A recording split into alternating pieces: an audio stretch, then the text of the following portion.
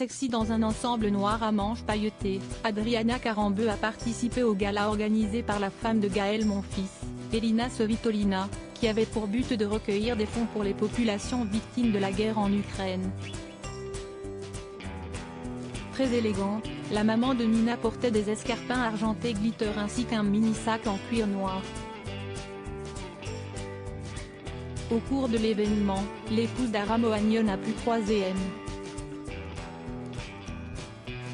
Pokora et sa femme Christina Milian, Tony Parker mais aussi Clémence Bottino et son frère Lucas.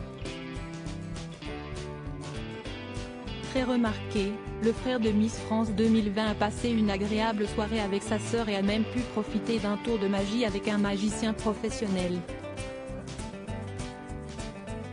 Petit tour de magie sur mon frère.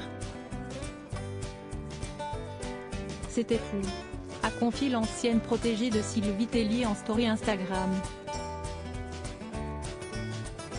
Très fière d'avoir pu participer à cet événement, Clémence Bottino a indiqué, cette soirée a permis de récolter 170 000 € pour la fondation. Les lots étaient sous forme de vente aux enchères. J'ai apprécié ce concept. Lors de cette soirée, l'interprète du titre Planète a d'ailleurs remporté la tenue que portait la tenniswoman Elina Svitolina lors de sa victoire aux Jeux Olympiques de Tokyo en 2020. Mon cœur ne cesse de saigner fière de cette soirée et de son combat. Elina Svitolina, d'origine ukrainienne, avait partagé sa douleur et surtout ses inquiétudes à propos du peuple ukrainien. En février 2022, elle avait écrit sur Twitter, « Je suis actuellement loin de vous, loin de mon peuple, mais mon cœur ne s'est jamais senti aussi rempli de votre âme.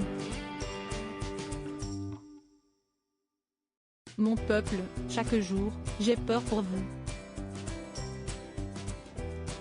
Mes yeux ne cessent de pleurer, mon cœur ne cesse de saigner. » Née à Odessa, la jeune femme s'était alors engagée dans un combat afin de récolter des fonds pour aider son pays et avait regretté qu'il n'y ait pas plus de personnalités s'engageant dans ce combat.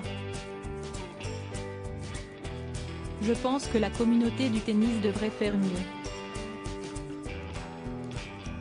Par le passé, quand elle s'est mobilisée, nous avons résolu certains problèmes ou les avons portés à la connaissance du monde. Il faut se rendre compte que des gens meurent pour défendre leur pays, avait-elle déclaré, le cœur en peine.